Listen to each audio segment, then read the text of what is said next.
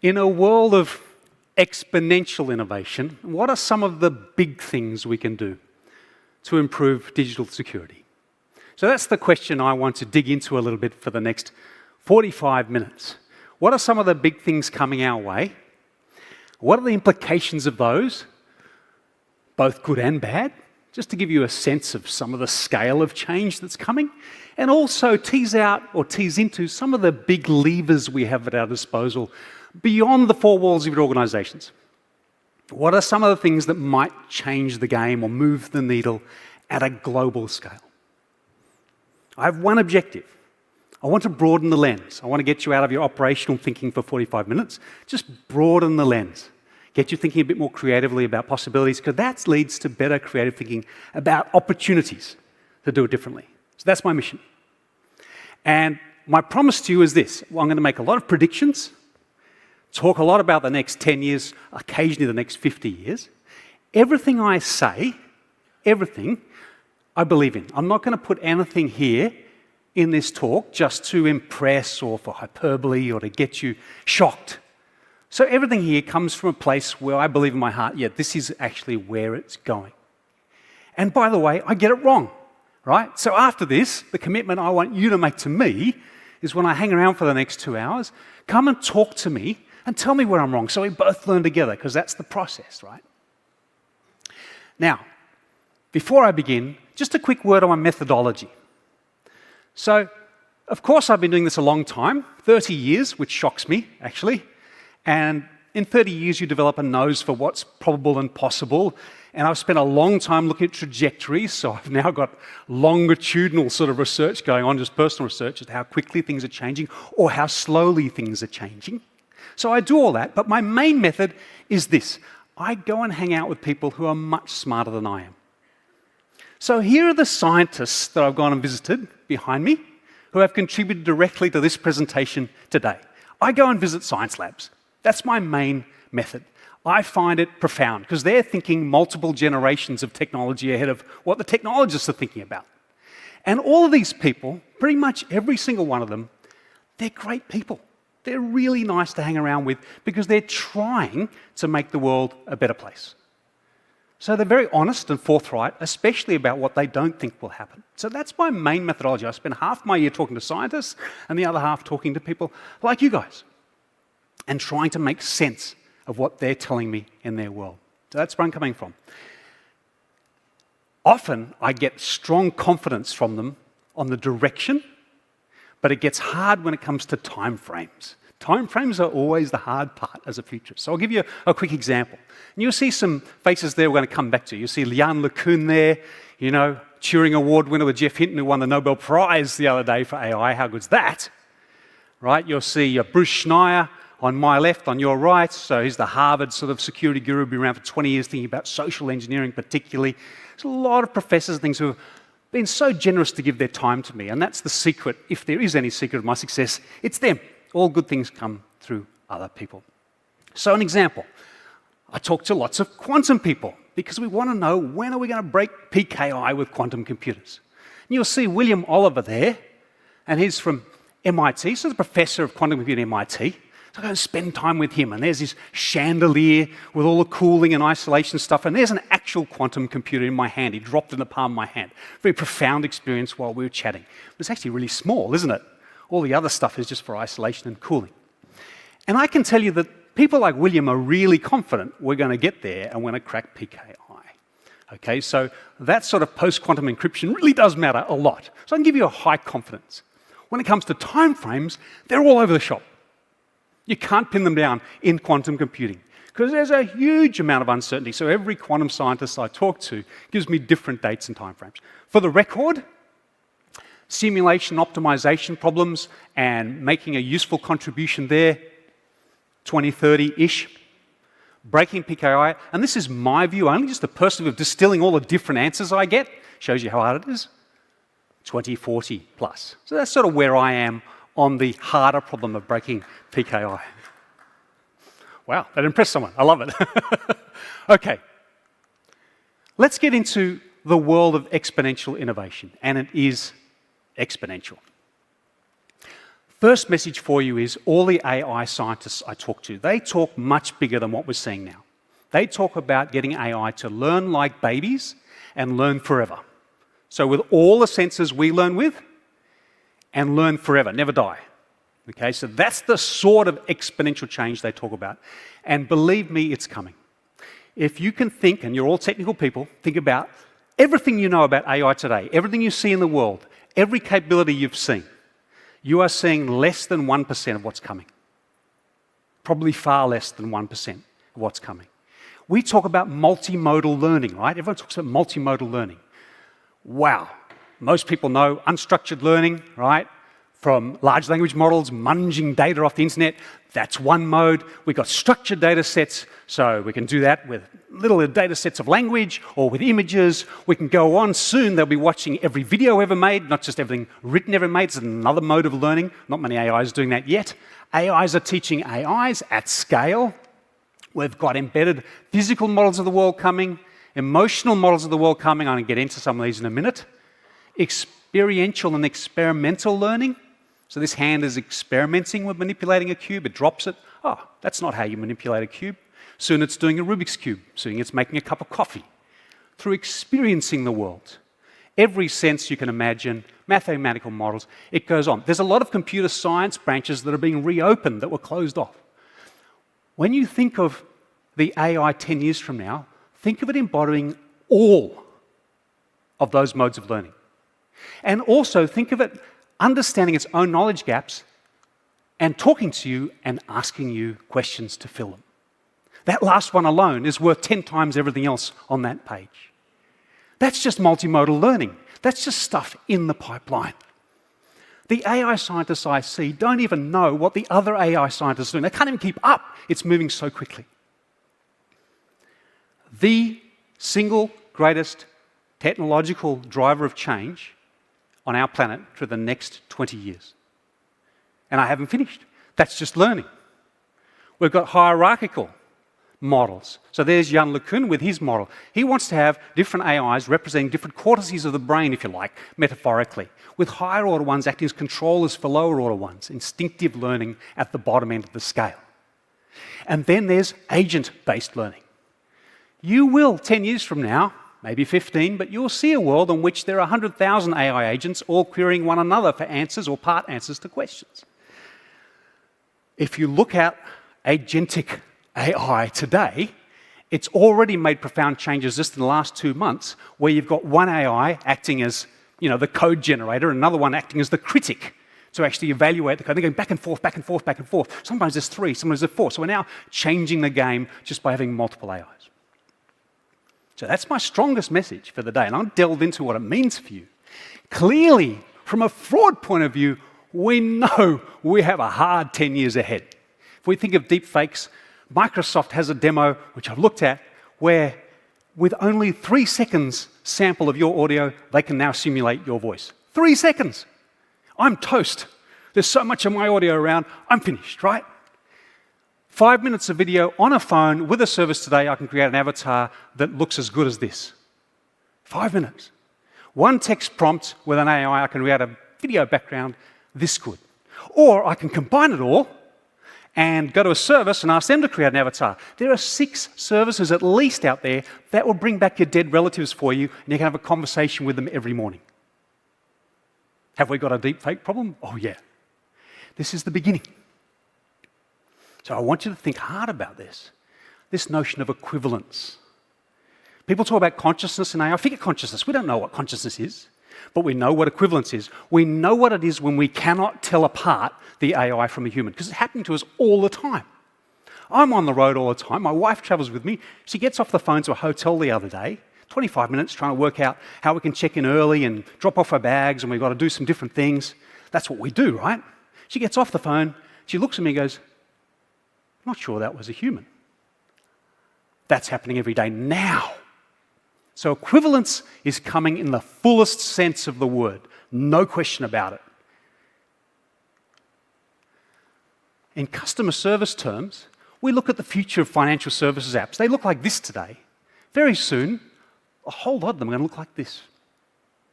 Conversational, fully functional, anything you wish, as good as a human, in fact, better than a human experience, could remember everything, right? Now, in your world, I want to think about the trust implications of that, because we quickly start relating and sharing. What happens when there's a man-in-the-middle attack on this kind of an AI? What happens when we go further and we actually have AI personal assistants that are agentic, if you like, to use that new word, agent-based, and they're fully conversational and emotional, and they will be emotional, they'll be powerful. They will learn to make us laugh and make us cry. We will love them, and they will love us back. And you might think that's profound, but it is not. It's happening already at low level. It will happen. The best metaphor I can give you, the best metaphor for where we're going with personal AI assistants, and I want you to think about the security implications of these, is the movie Her. And if you haven't watched it, as homework, go and watch it. It's on Netflix, it's all over the world, go and watch it. That is the best embodiment of the greatest danger of AI to humanity that I know. The movie Her. It's a guy who falls in love with the AI in his phone. But when we embrace that kind of trust, we might ask the AI to do all sorts of tasks with us. We also ask them to intermediate. We say, please take that phone call for us. Please make that appointment for us. Now you've got security vulnerabilities you never thought about before. Please remember that password for me. Please go and open that for me. This also becomes embodied in machinery. So if I connect AI with the Internet of Things and some of the things that Ken was talking about a minute ago, general purpose robots are here at a low level. They'll start to scale, in my view, in another 4 or 5 years. So this is general purpose robots in industry because they get all the same AI capabilities embodied in them. The hard part now is the hardware, not the software. So these particular figure robots are fully conversational now. They'll talk to you about why they do their tasks and why they're planning their tasks their way. And they're deployed experimentally at a BMW plant here in Spartanburg in South Carolina. So they're sort of out there. They're the next generation of colleague, if you like. Now, a lot of these will have wheels, not legs. They'll look different, but they will be conversational. And they will be a vulnerability because you will learn to trust them and your colleagues will trust them and they will talk to them and they will show them things and they will run around and they will very much be equivalent in so many ways. Quick example of the emotional learning coming.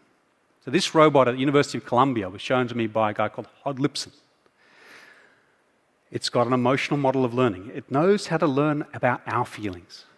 It learned how to smile by using a mirror and trying experimentally, moving its servos and seeing what happens. But much more impressively, it learnt by watching people when people were about to smile so it could smile first. Because that's engagement. So what it does is it learns the little cues. Maybe it's telling you a joke, you're about to smile, and it grins at you first. Because if it comes second, that's just emulation. But if it smiles first, oh boy, that is emotionally engaging. Hod Lipson, one of the most powerful thinkers about robots I've met on this planet. We shared this discussion, and we talked about the movie Her. And you can hear all these conversations, by the way, on my podcast, on my website. They're all free. You don't have to register. It's not a marketing thing. They're all there because I want to share as much as I possibly can.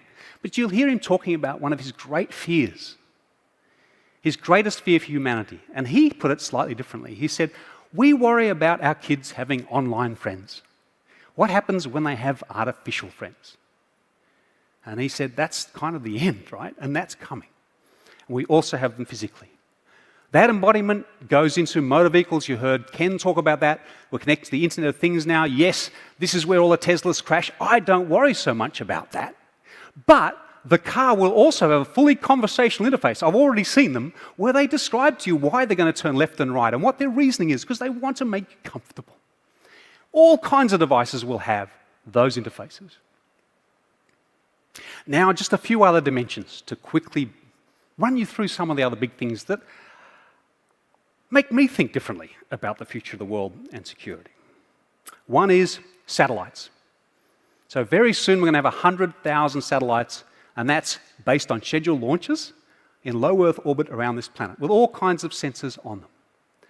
Around the same time frame, we can expect pretty much all phones, you might have noticed, they're all becoming satellite phones. So you've got SOS capabilities now, you're getting messaging capabilities, and soon you will get voice optional capabilities, because that bandwidth's expensive via satellites, so you'll be paying for it when you use it, But every phone becomes a sat phone. Don't need special hardware because they're low Earth orbit, right? Think about the safety implications. Very obvious. Any square foot you stand on planet Earth, you will get a signal. That's safety.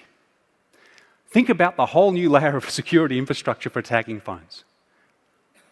Think about all the services off the back of it. 100,000 services are coming, being built off the back of satellites. A lot of them relate to security. I work with a lot of police departments and emergency services things, and what we're going to do is get basically Google Earth getting closer and closer to being live.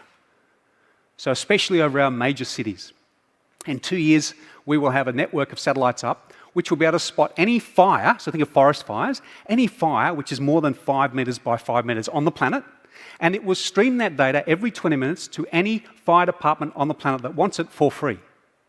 That's a safety upgrade. Insurance, there's so many services that I workshop with people that are coming. It's a beautiful world. But of course, that's my house. And I always like to say when I'm on the road, I like to watch it because that's my daughter's boyfriend's car parked outside the house, and now I get to see, right? Now that's a joke because I can't do it yet, or I'm not paying to do it, but I will be able to do that. So there's a whole other layer. Now that might not relate so directly to you, so let's bring it down a level. Let's go indoors. Indoors, we've got indoor geolocation coming. So this is cameras in someone's pocket or smart glasses that are geolocating objects as we walk around the retail store as we go. What happens when you hack the smart glasses? What can you see? What of your employees can you see as they go about their day and start entering into their systems? That world has just begun to open up. And it gets even more powerful. Recently, about 5 years ago, I spotted some scientists who had worked out how to location track people individually in homes using just the Wi-Fi waves bouncing around a room like this. Because we all have different water content in our bodies, we can identify people. I asked them, what else can you do? How far can you go? Oh, much more. We can track breathing and pulse rates and other things just by the way Wi-Fi waves bounce around the room. No hardware required except for the pickup at the end. Bit of AI, machine learning, you're off to the races. So, since then, it's been deployed in aged care facilities, so we have fall detection this way, we don't have to wear anything. Amazing. But ultimately, this is finding its way into every home device, Alexa, Google Home, all of it. Why? Because we now have medical monitoring this way. And there are a whole range of services being developed, which will do everything from giving you early indications of a heart attack through monitoring whether you're getting depressed and doing it really, really well and actually making sure you get feedback and get to someone all day, every day, unobtrusively in every home. Is that a threat vector? Oh my goodness. EEG interfaces are on the way. You think it's sort of sci-fi. Many of you might have played with them. I certainly have. They're getting better fast. They will become a standard augmentation of the way we do productivity in the workplace. So it's another data vector, another vulnerability to look at. The first place you're going to see them, so think of what Ken said in his talk about IoT a minute ago, you're going to see a whole lot of these in consumer hearing aids. I wear hearing aids, but we're adding EEG into those hearing aids to do nothing more than trying to work out which voice you're trying to listen to in the room, so your hearing aids can dial down the rest of the noise and the other voices. That's so cool. I can't wait to get that. So Columbia University's already built that. But EEG is going to be in every set of hearing aids. And of course, you might have seen that Apple's AirPods are going to be hearing aids as well. So it's going to be everywhere, right? It's creeping in. Some people have spotted that. We've started to regulate that brain data. A lot of health people are looking into it. All right, 2 more points before I move into the other side. One is physical anonymity is disappearing. Now, I used to show this slide. Clearview AI will screen scrape photos and allow you to do a database lookup. You've got a photo, I'll tell you the name attached to that photo. And lots of shock and horror. 2,200 police agencies have been using it, and we know that from a Freedom of Information request in 2020 around the world. I've been trying to say, when does that become available to everybody? Wear your smart glasses or use your phone, take a picture of a stranger like you, and I'll know your name instantly. And I started putting together this presentation. I was thinking, I'm thinking around 2032. So it's a bit of a rough guess. Wrong. Last week, 2 students from Harvard did it. They hacked some Meta smart glasses that have come out. They hooked it up to a bunch of databases that you can look up links to people, all the rest of it. But most importantly, they looked up to a large language model, which turns out to be really, really good at putting the information together. And they went around and did a demo. Look it up, write down that link, go and look up the demo. They walked around train stations, got the image of people they were talking to, brought up their name, the last conference they were at, their relatives, and suddenly they're doing social engineering. They did it for a demo. Really, really smart students. It's there for the bad guys now. Anonymity is finished today. Threat vector. Really encourage you to look at that. Amazing demo. And it keeps going. Okay, so there's a much richer data set coming than credit card data, and that's all our genomic data, and all of you and me and everybody in the world pretty much will be sequenced, probably from birth, by 2050. Not an exaggeration. The benefits are immense, what's happening in medicine. And there's another honeypot, and when you think of ransomware and you think of the value of that honeypot, really big. And it's not anonymized, because it can't be, if you're going to have therapies based on information. So, what are some of the big things we can do? It's certainly exponential, isn't it? Let me talk about some of the levers. Regulation is the most familiar one, and it's not fancy or sexy, but 2 things are happening which I find pretty powerful. One is we're changing the focus, and by we I mean citizens around the world. The appetite is changing from focusing on you guys and the payments industry and securing data to actually getting after the software people for quality. So we see all those IoT regulations coming in California and the UK. This is great. This is progress. The target is shifting. We need the liability to move up for producing really bad software, or really bad software on the back of really bad hardware, like we saw in Ken's presentation. There's a lot of pushback.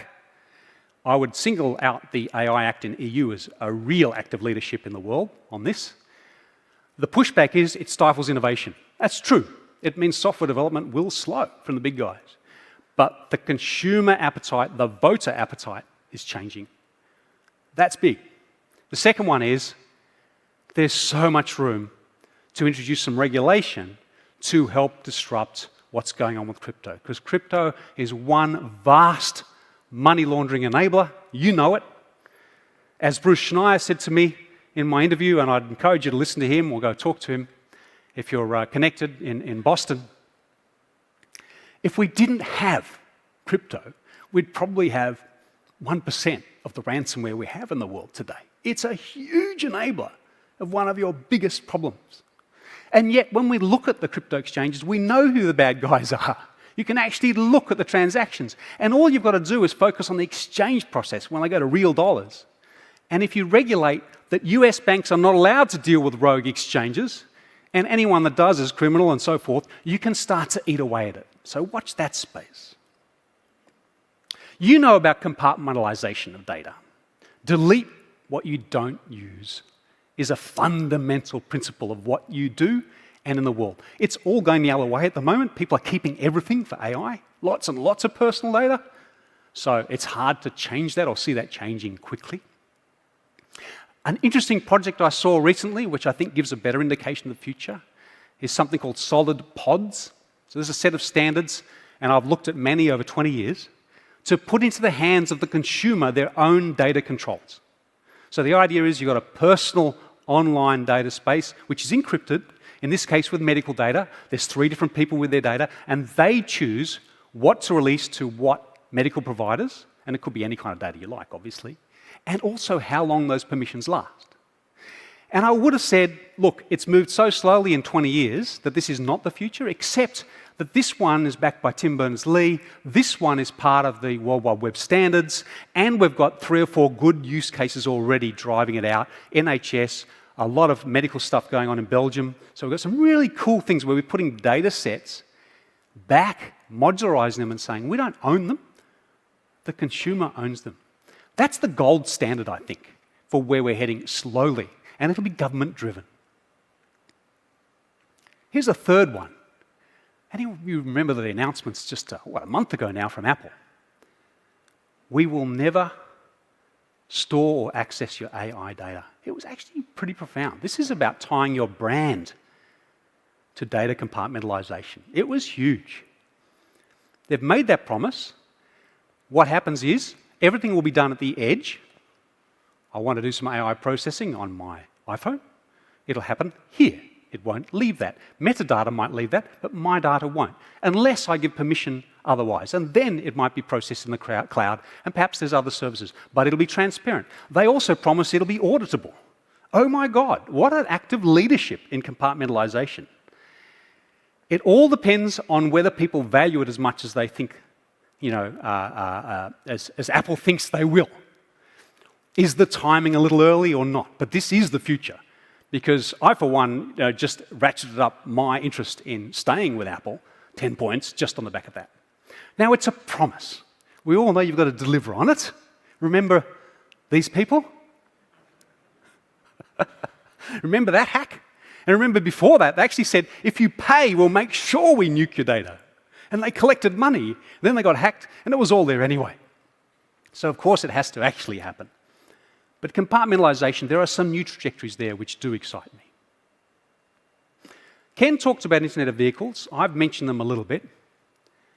As a metaphor for the future, it's outstanding.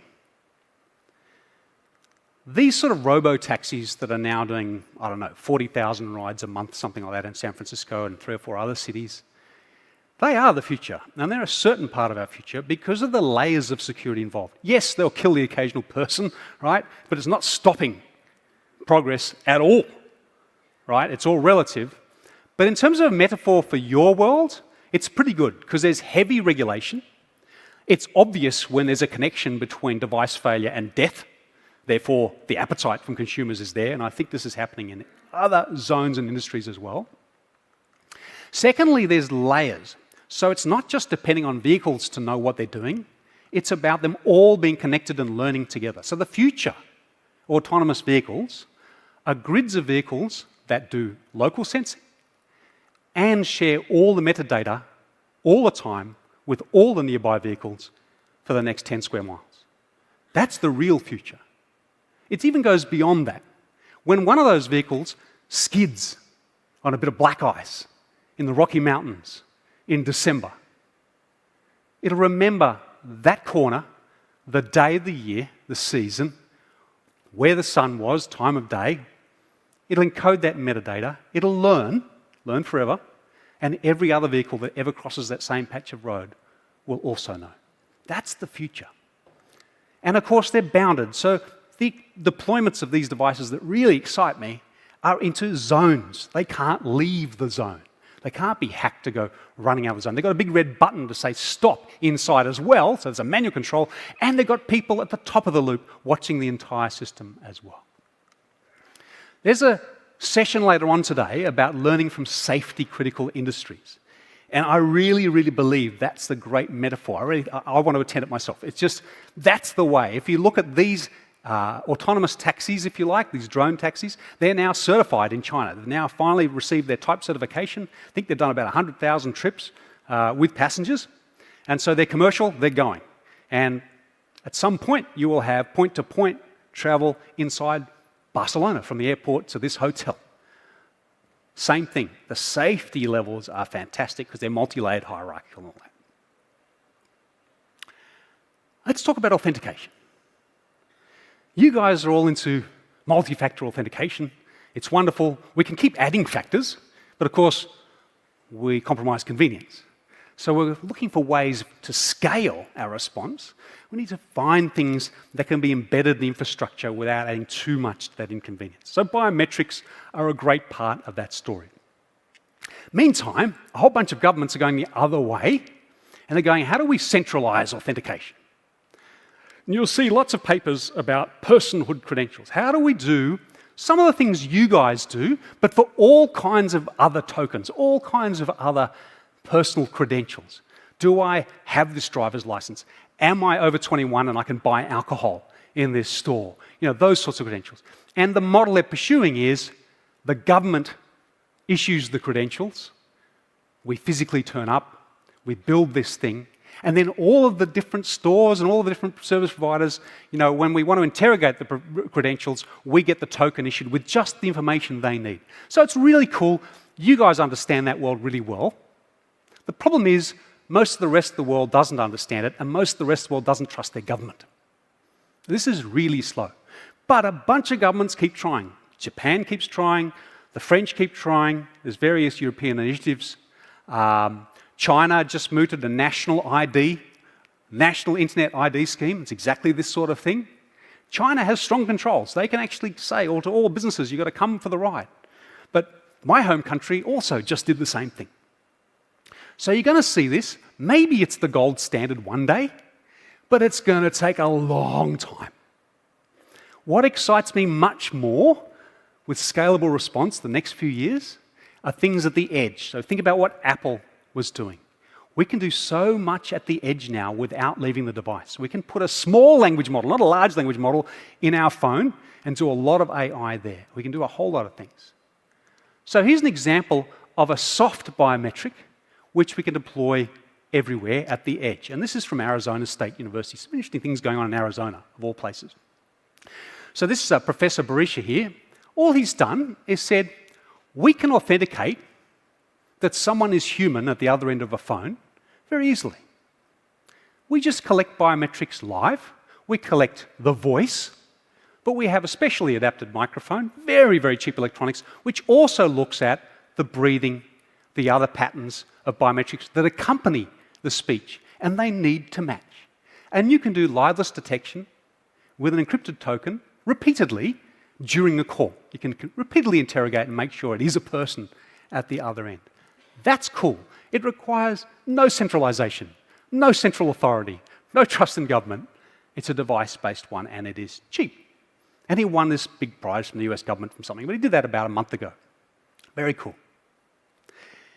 Here's a more provocative story about authentication at the edge. And it's just a slightly longer story. So around 2006, 2007, I started to see insurance companies doing a different kind of authentication in their call centers. So people call up to make claims. They had a bit of extra software listening to the call, listening to the little stress patterns in the voice, and deciding whether the operator should ask a few more questions about that claim. Now, they didn't call it lie detection, because no one wants to call it lie detection. They called it sort of voice stress analysis or something like that. And I found about 13, 14 insurance companies using it. So that was way back. Think of the time frame. A couple of years later, I spotted this. This is called, it's a PCAS, Preliminary Credibility Assessment Screening System. How's that for an acronym? Deployed by the US military in Iraq and Afghanistan. Hook the person up, ask them some baseline questions. Bruce, is the sky blue today? Is your name Bruce? Is this the road to Baghdad? You've got a baseline. And then you say, did you know there was a roadside bomb over there? How provocative is that? Actually gave green lights and red lights. A portable, handheld lie detector. Very controversial and not particularly accurate, 65, 70%, which is no good when the other guy's holding an M16, right? Really, really provocative. I was so shocked by that, and it sort of moved me so much, I ended up writing a novel about it, because at the time, there was a study being done in US police agencies showing their number one requested future device was a handheld lie detector. So I started to wonder, what the heck does that look like socially? But that was back then. A couple of years later, we start to see these things on border control at the US-Mexican border in Arizona. So now we're using 40 different biometrics with a kiosk that asks you extra questions about your travel plans and whether you plan to overstay your time in the United States or whether you plan to go home. And it's an augmentation to the human who's also asking you questions to add to their layered security. A couple of years later, this stuff started appearing in European airports and in Canada and elsewhere. Now it's almost everywhere when it comes to border control. There's lots of it out there. But we didn't know that, did we? This is edge authentication. And that was then. Let me jump forward to 2024. Because since that was done, we had a little thing come out called machine learning. None of that used it. So we've taken another leap forward. I know this is a provocative story, but I want to give you a sense of just how much biometric stuff can happen without you needing to identify yourself at all, or without people even having to tell you they're using the biometrics. So now there are a bunch of AI solutions, and there's just been a couple of papers published in Nature reviewing their accuracy. They're sitting at 80 to 85% accuracy. That's way up there. Humans are way, way below that.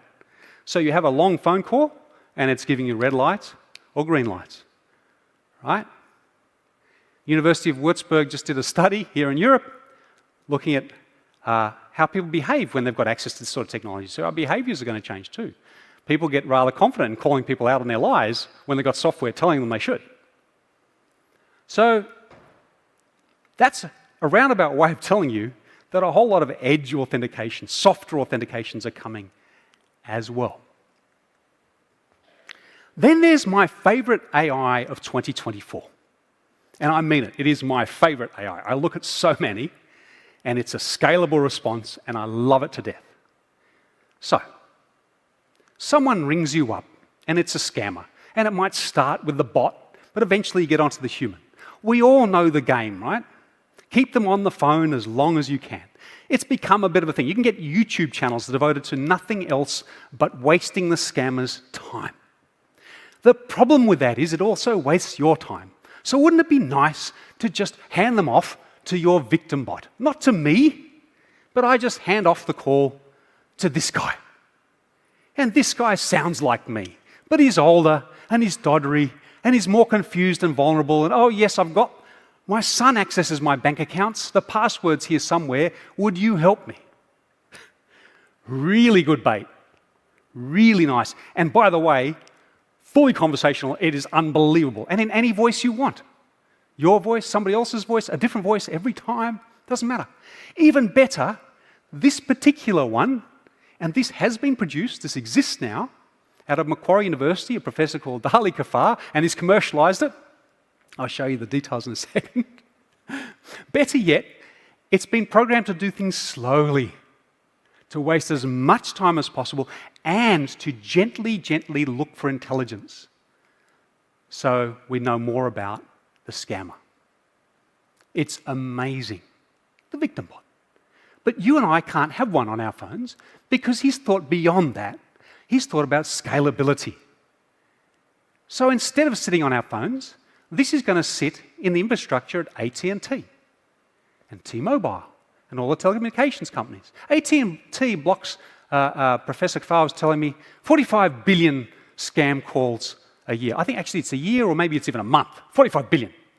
It knows a lot of them are scam calls, right? So it does block a lot. And he has to divert a tiny percentage to spinning up little victim bots, and it breaks the business model for the scammers. You know, soon they'll be using their AIs more, but when you've got AIs interrogating AIs, none of us are affected. It's all good. Doesn't really matter what the scenario is. How nice is that? So look it up. Apate.ai is the company, and what they're doing. It's really amazing. The demos are extraordinary. Apate is the goddess of deception in Greece. Really nice. I want to end on a social note. I do work with a lot of police departments on the future of policing, you know, and it's a social outcome. Here's a truism. No policing initiative in the world was ever successful without the cooperation and the participation of citizens. Think about that. Here's another one. The vast majority of people on this planet are good. I've put 8 billion cops up there, not 8.2. The population's 8.2. So I'm assuming 200 million bad guys. Is that enough? You guys can tell me, right? But the vast majority of people don't want bad security. They don't want scams. They do want to help you. And that goes for your employees. That goes for everybody on the planet. So the question becomes, how do we better harness them? Now, a quick story just to put some meat on the bones here. If police departments can do this, get citizens more involved in policing themselves and participating in investing their own money in it, then I'm sure we can all come up with new ways to do it as well. So in Detroit, I visited in 2016, or a little bit later. They started a process in 2016 called Project Greenlight. This is a really cool project. And it's a prosumer story because it's about people participating, producing and consuming their services. They're actually helping to pay for their own services and build them themselves. Most crime, violent crime, happens around 7-Eleven and convenience stores and gas stations. So they said to 8 gas stations, they said a trial of 8. If you pay for your own live cameras, and we'll give you the specifications and the communications, we will set up a centre that we do live monitoring. It's as simple as that. Because most people have CCTV, but they record to a hard drive, and the cops come and collect the hard drive after the guy got mugged or stabbed. Well, let's put it live. But if you're willing to pay for it, totally voluntary, we'll participate in it as well. So they did 8. And they put up a sign, so they could put up a sign as well, had a standardised sign, the Greenlight Partner Program. Within a year, the crime around those 8 had dropped 50%, so they could publish those statistics. Next year, they had 100. Then they had 200. Then it went outside of gas stations and all that sort of stuff. And you've got daycare centres and also other people. They want live police response. Who wants after the fact? We all want. They got it. They got the benefits. So now we have well over 1,000 participants. And you can go and look at the maps of those participants. It's an incredible program of getting citizens to participate because it's in their own interests. So back to the question. Can we mobilise a much larger crowd? You do this already in so many different ways. But how do we mobilise more of your employees? How do we take advantage of all of the students, like those at the University of Alabama with Gary Warner, who famously got into the game and helped crack, that was the Zeus malware, $70 million ring. The students got involved. All the universities have students that want to be involved in this process. Professor Warner's involved in InfraGard, which is something the US government tried to put in for security infrastructure protection. It's got 30,000 members today. They're trying to reach out to the community and say, can you help us protect the infrastructure? Fine. But what about incentives for bug finding? What about, there's another police one. In the Netherlands, they have an app there to gamify finding stolen cars so citizens participate. And we've seen the same thing in other countries when it comes to finding missing people. People who perhaps have cognitive issues and Alzheimer's and that sort of thing, and they're lost. They just put it out there and make the community part of the process. How much further can we go? I want to leave with that question because I think we can go much further with cybersecurity. My last act is a single slide because I've only got a couple of minutes, and I want to end with a message about you. When you go to a session like this for Futurists, you can feel a little bit stressed about it all and go, well, what control do I have over it? The reality is that innovation is a social outcome. It's not a technological outcome. It's all about people and how we bring them together. So I just want to leave you with some of the things you could do today when you go back to your workplace to help your security team or your organisation innovate a little bit faster around this stuff. And that's something we can do today. We can change the culture a little bit. And I've been doing this a very long time, and I'm very serious about these things, even though they're a little bit funny, right? First one is, the way we act around our colleagues either gives them courage or robs them of courage. That's why I wear this t-shirt. Yuki, courage in Japanese. The number one factor at Google, so there's good data backing up, number one factor around innovation with their teams is whether people can speak up safely, psychological safety. Practice it. Practice your language when people come up with crazy ideas for doing better threat intelligence or whatever in your workplace. You don't want innovation everywhere. You do have some things that keep you up at night. Communicate that to everybody. Help them focus on where you want the crazy ideas. Diversity matters. If you want innovation culture, hire diversely. Keep that diversity. Engage in communities outside of this one. Engage the university people, engage your customers in the process. So long as they want the same thing, diversity leads to innovation. Incentivize, offer rewards that are not just monetary but about recognition. How do we get every employee in your organisation actually part of that threat intelligence network? How do we get them part of the process? Often just by recognition alone. You know about experimenting early and often. You know about that sort of lean startup mentality. But if you do the first 4 right, the fifth one happens automatically. And gamify. Think of those police things. Think about how we have fun with security. It doesn't have to be so serious all the time. I just want to end with that message because so much of this can seem overwhelming. And really, one of the simplest and best things we can all do is make sure, take photos of that. Make sure when we go back to our offices, we practice some of that so that everyone is coming to work every day saying, is there a better way of doing this? Thank you so much for having me. It's been a pleasure, and I will be around for the next couple of hours. Tell me where I'm wrong, and let's build out some of this knowledge so I can keep doing a better job. Thank you.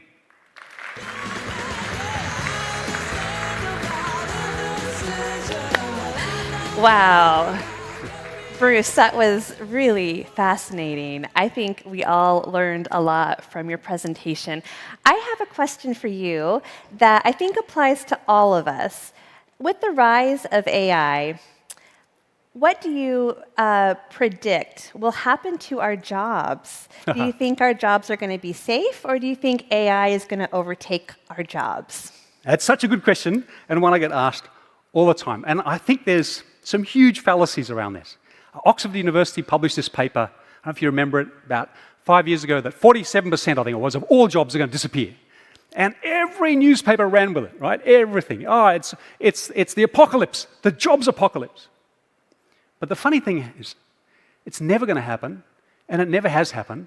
And at the time, I was like, no, you've got it all wrong. There's a thing called the lump of labor fallacy in economics, and it says that if there's a lump of labor, so if machines do more of the work, humans will do less of the work, which is kind of our thinking. But the fallacy is there's a fixed lump of labor. What has happened in history when we get something to do more work? We do more work, right? Every time. That's why GDP grows. That's why productivity grows. That's everything. So the data already show when we go to, say, radiology labs, all radiologists thought AI can do all my scans, and it can. They all said to me, we're not going to have a job. But all the ones that aggressively adopted AI in their scanning employ more people because they're seeing 10 times more patients. And they're doing more services around the edges, and that's what we do. So no, I'm not pessimistic. It's disruptive, and in some jobs, of course, it's dreadfully disruptive. But overall, no, I don't see a jobs apocalypse at all. I think we just work really hard. Well, that's a relief, right? Well, thank you so much, Dr. Bruce McCabe. You are amazing, and I think that was so fascinating. Dr. McCabe is going to be around today. If you get a chance to see him, please come up and ask your questions. He'll be around in the vendor showcase a little bit later. So let's give it up for Dr. McCabe.